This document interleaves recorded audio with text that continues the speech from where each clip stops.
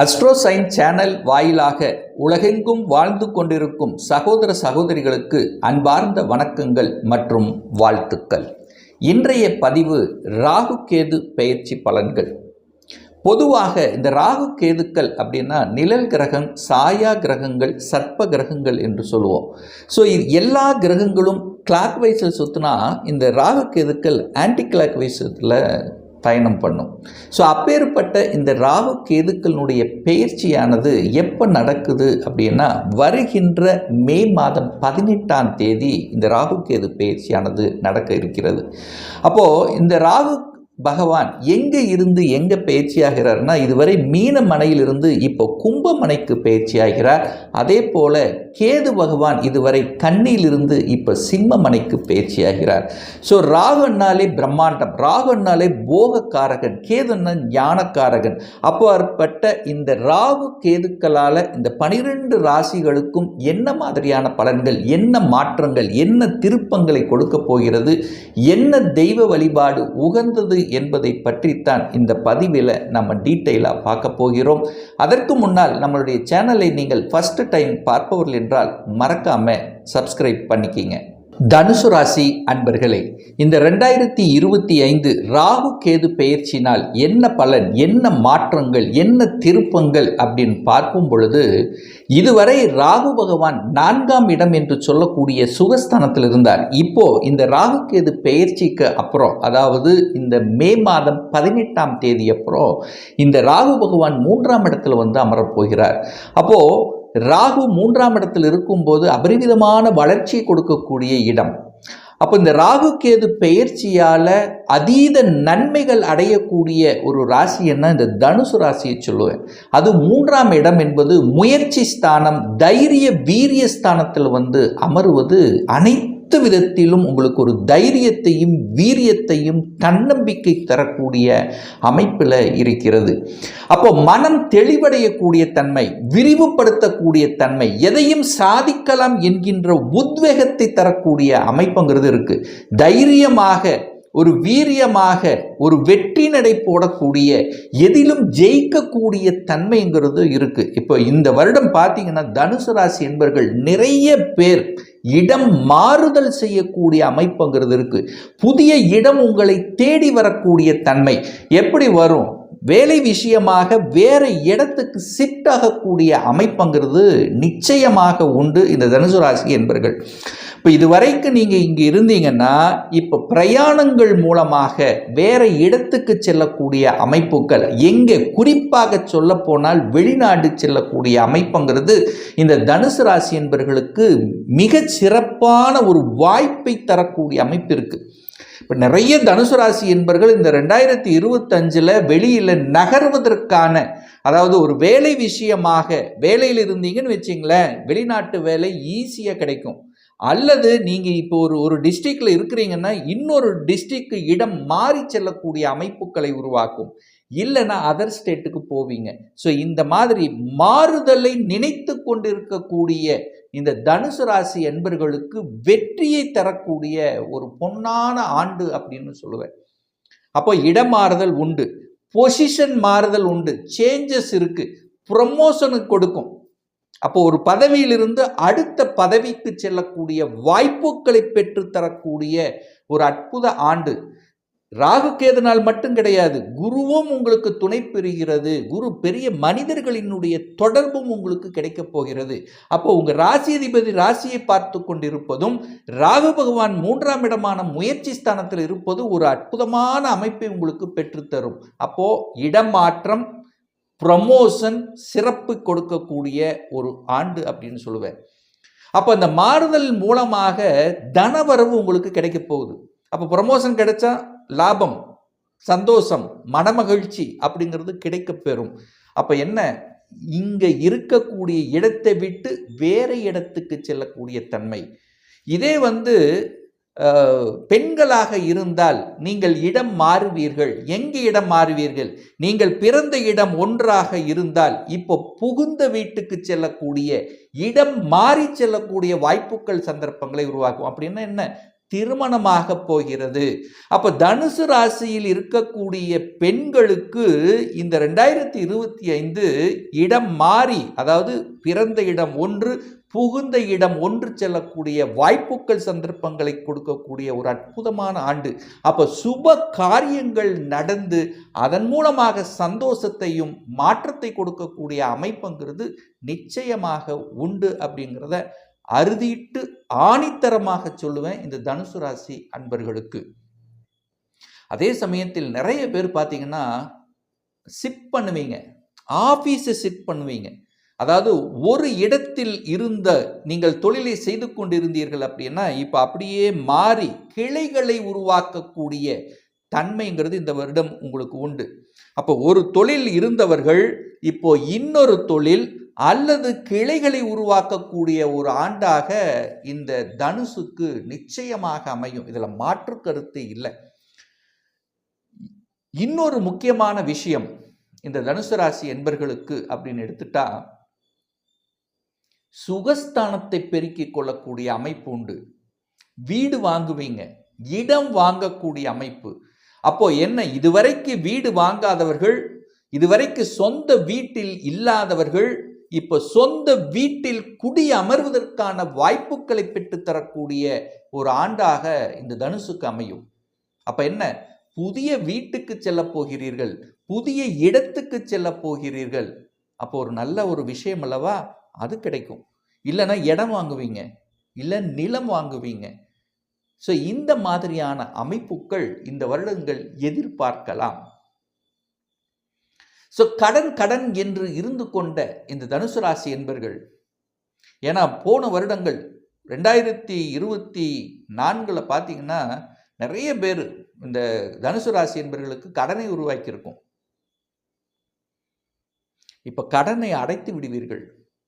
இந்த வருடங்கள் கடனை அடைப்பதற்கான அத்தனை சாத்தியக்கூறுகளும் தென்படும். ஏன்னா போன வருஷம் பார்த்தீங்கன்னா ஒரு ராசி அதிபதி போய் 6ல் உட்கார்ந்துருக்காங்க, நீங்க போய் 6ஆம் இடத்துல இருப்பீங்க. அப்ப கடன் இருந்திருக்கும், எதிர்ப்பு இருந்திருக்கும், பகை இருந்திருக்கும், ஏதாவது உடல்நல தொந்தரவு இருந்திருக்கும். இது எல்லாமே சரி செய்யக்கூடிய அமைப்பு இருக்கும். இப்ப ட்ரீட்மெண்ட் ஒரு இடத்துல எடுத்துட்டு இருந்தீங்கன்னு வச்சுங்களேன் 2024, இப்ப 2025 ட்ரீட்மெண்ட்டுக்காக நீங்கள் இடம் மாறப் போகிறீர்கள். ஏற்கனவே இருந்த இடத்தை விட்டு இப்ப வேற இடத்துக்கு போய் நீங்க ட்ரீட்மெண்ட் எடுத்தீங்க அப்படின்னா சக்சஸ் ஆகக்கூடிய ஒரு வாய்ப்பை பெற்றுத்தரக்கூடிய ஆண்டாக இருக்கும். அப்போ மாற்றம் என்பது மாறாதது, இடமாற்றம் என்பது மாறாதது. அப்போ ஏற்கனவே இருந்த அந்த ஹெல்த் சம்பந்தப்பட்ட பிரச்சனைகள் இப்ப மாற்றத்தினால் அது சரியாகக்கூடிய சந்தர்ப்பங்களை நிச்சயமாக உருவாக்கும். பார்ட்னர்ஷிப் போவீங்க. நிறைய பேர் இந்த தனுசு ராசி என்பர்கள் சொந்த தொழிலை செய்யலாம் என்கின்ற எண்ண ஓட்டங்களை கொடுக்கும். இதுவரைக்கும் நீங்க வேலையில இருந்துட்டு இருக்கீங்க அப்படின்னு வச்சுங்களேன், இப்போ வேலையை விட்டு ஏன் நாம சொந்த தொழில் செய்யக்கூடாது அப்படிங்கிற எண்ண ஓட்டங்களை உறுதியாக உங்க ஆழ்மனதில் புகுத்தி விட்டு இப்போ இடமாற்றம். அப்ப என்ன, வேலையை விட்டு நீங்கள் சொந்த தொழில் செய்வதற்கான அமைப்புகளை உருவாக்கும். அப்ப நிறைய தனுசு ராசி என்பர்கள் இந்த 2025 சொந்த தொழில் செய்வதற்கான அமைப்புகளையும் சாத்தியக்கூறுகளை உருவாக்கும். இல்லைன்னா கூட ஏற்கனவே ஒரு வேலையில் இருந்தீர்கள் என்றாலும் கூட அடிஷனலாக எதையாவது ஒன்று செஞ்சு அடிஷனல் ஏர்னிங் உங்களுக்கு இருக்கும். ஒரு வித்தியாசமான, காலையில் இருந்தீங்கன்னா ஈவினிங்காவது ஏதாவது ஒரு பார்ட் டைம் ஜாப், ஏதாவது ஒன்று அடிஷ்னலாக ஏதாவது செய்ய வேண்டும் என்கின்ற எண்ணத்தை கொடுத்து அதுக்குள்ள என்ட்ரியாகி சம்பாதிக்கக்கூடிய சந்தர்ப்பங்களை உருவாக்கும். இது அப்படியே வளர இதை விட்டுட்டு அடுத்தது நீங்கள் சொந்த, அதாவது சுய தொழில் செய்வதற்கான அமைப்புகளுக்கும் உங்களுக்கு பிரகாசமாக தென்படும் இந்த 2025 அப்படின்னு சொல்லுவார். நிறைய தனுசு ராசி என்பர்கள் அப்பாவுடைய தொழிலை செய்ய ஆரம்பிப்பீங்க. இப்போ இதுவரைக்கும் நீங்கள் வேலையில் இருந்திருப்பீங்க, இப்போ அப்பாவுடைய தொழிலை எடுத்து அதை நிர்வகப்படுத்தக்கூடிய அமைப்பு இந்த 2025 அமைய பெறுகிறது. தகப்பனால் அனுகூலம், ஆதாயம் பெறக்கூடிய ஒரு வருடமாக இந்த தனுசுக்கு அமையும். இதில் மாற்று கருத்து என்பது இல்லை. தகப்பன் சார்ந்த விஷயங்கள் நல்லது நடக்கக்கூடிய அமைப்பு. நிறைய தனுசு ராசி என்பர்கள் பார்த்தீங்கன்னா உங்களுடைய அதாவது சொத்துக்கள் பாக பிரச்சனை, சொத்து பிரச்சனை, அந்த ப்ராப்பர்ட்டியை பிரிச்சுக்கலாம் அப்படிங்கிற எண்ணத்தை கொடுத்து அதை பிரித்து தனியாக நிர்வகப்படுத்தக்கூடிய அமைப்புங்கிறது இருக்கிறது. முதலாளித்துவம் என்கின்ற தன்மைக்கு செய்வீங்க. அதே சமயத்தில் பார்த்தீங்கன்னா நீங்கள் நன்மதிப்பை பெறக்கூடிய ஒரு வருடமாக இந்த தனுசுக்கு நிச்சயமாக அமையும். லாபம் இதுவரைக்கு நல்ல தொழில் செஞ்ச இப்ப லாபத்தை கொடுக்கும், மாற்றத்தை கொடுக்கும். லாபத்தின் மூலமாக அனுகூலம், சந்தோஷத்தை அனுபவிக்கக்கூடிய தன்மை. ஏன்னா உங்க ராசிதிபதி 11ஆம் இடத்தை லாபஸ்தானத்தை பார்க்கறதும் ஒரு அற்புதமான ஒரு அமைப்பு. அதுவும் பார்த்தீங்கன்னா உங்க ராசி அதிபதியாக இருக்கக்கூடிய குரு பகவான் ராகுவை பார்க்கிறார். அந்த ராகுங்கிறது பிரம்மாண்டமான ஒரு தன்மைங்கிறது நிச்சயமாக இருக்கும். ராம்பு அங்கே பாம்பு இல்லவா, பாம்பு ஒரு இடத்துல சும்மா நிற்காது, ஓடிட்டே இருக்கும். அலைச்சல் திருச்சல், டென்ஷன், ப்ரெஷரை கொடுத்து நீங்கள் ராகு அப்படின்னா அதர் ஸ்டேட், அதர் இது அதாவது என்னென்ன சென்ட்ரல் கவர்மெண்ட்னு சொல்லுவேன். அப்போ நிறைய தனுசு ராசி என்பவர்கள் சென்ட்ரல் கவர்மெண்ட் சார்ந்த விஷயத்தில் அனுகூலத்தை தரக்கூடிய அமைப்புங்கிறது இருக்குது. State government to central government நிச்சயமாக அமைப்பும். கவர்மெண்ட் எக்ஸாம் எழுதுனீங்க அப்படின்னா தனுசு ராசி என்பவர்கள் ஸ்டேட்டை விட சென்ட்ரலுக்கு நீங்கள் அப்ளை பண்ணீங்கன்னா உங்களுக்கு இமீடியட்டாக கிடைக்கக்கூடிய வாய்ப்புகள், சந்தர்ப்பங்கள் பிரகாசமாக இருக்கிறது. ஒரு நல்ல தெய்வ வழிபாடு, இந்த ராகு கேது பெயர்ச்சியால் நன்மை உங்களுக்கு கிடைக்க வேண்டும் என்றால் ராகு அப்படின்னா துர்க்கையம்மன் வழிபாட்டை எடுத்துக்கொள்வதும், பாக்கியம் உங்களுக்கு ஒரு நல்ல பாக்கியம் கிடைக்க வேண்டும் என்றால் கேது என்றால் விநாயகர் வழிபாட்டை எடுத்துக்கொள்வதும், சித்தர்கள் வழிபாட்டை எடுத்துக்கொள்வதும் தனுசுக்கு சால சிறந்தது, நன்மை பயக்கும் அப்படின்னு சொல்லுவேன். இப்ப நான் சொன்னது கோச்சார ரீதியான ஒரு பொதுவான பலன்கள். இந்த ராசி நட்சத்திரத்தில் பார்த்தீங்கன்னா பல கோடி கணக்கான பேர் இருப்பீங்க. எல்லாத்துக்கும் ஒரே பலன்னா நிச்சயமா இல்லை, ஒவ்வொருத்தரும் டிஃபரெண்ட். உங்க ஜாதகத்தில் ராகு எப்படி இருக்கிறார் அப்படின்னு பாருங்க.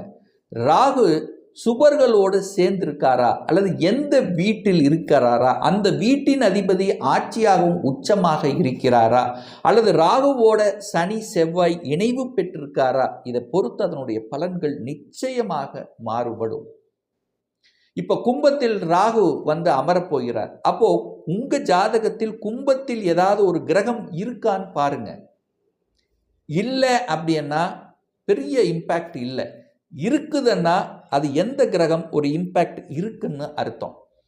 ஒரு துல்லிய பலன் வேணும் அப்படின்னா உங்க ஜாதகத்தில் கிரகங்கள் எப்படி இருக்கு, என்ன ஆதிபத்தியம் பெற்றிருக்கு, ராகு எங்க இருக்கார், சுப கிரகங்கள் எங்க இருக்கு, எந்த டிகிரியில் ஒவ்வொரு கிரகங்கள் இருக்கு, இப்ப நடப்பு தசா புத்தி அந்தரம் சூட்சமம் வாயிலாக நீங்கள் கேட்கக்கூடிய எந்த கேள்வியாக இருந்தாலும் இந்த 2025 சொந்த தொழில் செய்வதற்கான கொடுப்பினை நம்மளுடைய ஜாதகத்தில் இருக்கா, அப்படி இருக்கக்கூடிய பட்சத்தில் எப்போ நம்ம சொந்த தொழிலை ஆரம்பிக்கலாம், என்ன கோர்ஸ் படிப்பதற்கான விதி கொடுப்பினை நம்முடைய ஜாதகத்தில் இருக்கு, அப்போ எந்த கோர்ஸ் எடுத்து படித்தா நம்முடைய ஃபியூச்சர் நன்றாக இருக்கும், இன்னும் திருமணம் நடக்கல எப்போதான் நமக்கு திருமணம் நடக்கும், எப்போ நமக்கு குழந்தை பாக்கியம் கிடைக்கும், எப்போ எனக்கு ப்ரமோஷன் கிடைக்கும், இது போன்ற கேள்விகளுக்கு துல்லியமான பதிலை நம்மால் கூற முடியும். ஒரு பர்சனல் கன்சல்டேஷன் எடுத்துக்கணும், ஒரு சுய ஜாதகம் பார்க்கணும் என்று விருப்பப்படக்கூடிய அன்பர்கள் டிஸ்பிளே தெரியக்கூடிய நம்பருக்கு வாட்ஸ்அப் மூலமாகவோ ஃபோன் கால் மூலமாகவோ தொடர்பு கொண்டு நேரடியாகவோ அல்லது ஆன்லைன் மூலமாகவோ கன்சல்டேஷன் எடுத்துக்கலாம்.